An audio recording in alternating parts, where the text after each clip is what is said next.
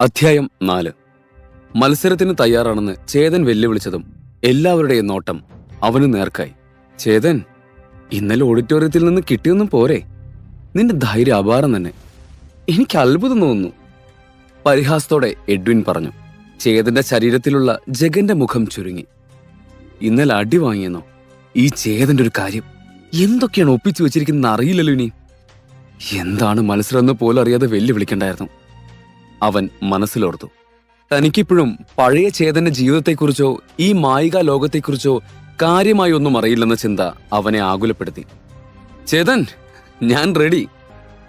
ജഗന്റെ ആത്മാവ് ചേതന്റെ ശരീരത്തിൽ മുഴുവനായി അലിഞ്ഞു ചേരാത്തതുകൊണ്ട് തന്നെ അവന്റെ ശരീരം ദുർബലമായിരുന്നു. ഈ സമയം താൻ എഡ്വിനെ നേരിട്ടാൽ തോൽവി ഉറപ്പാണ്. കാരണം എന്നേക്കാൾ ശക്തി ഇപ്പോൾ എഡ്വിനുണ്ട്. നീ എന്താ ആലോചിക്കുന്നേ? വെല്ലുവിളിക്കേണ്ടിയിരുന്നില്ലെന്ന് തോന്നുന്നുണ്ടോ? സാരമില്ല, ഇത്തരം പോരാട്ടങ്ങൾ ഇവിടെ സ്ഥിരം നടക്കുന്നതാണല്ലോ. നിനക്കാണെങ്കിൽ തോറ്റു എക്സ്പീരിയൻസും ഉണ്ട്. എഡ്വിന്റെ സംസാരം കേട്ട് അവിടെ കൂടിയവരെല്ലാം ചേതനെ പരിഹസിച്ച് ചിരിച്ചു. ഓ, ഇവനെ ഞാൻ...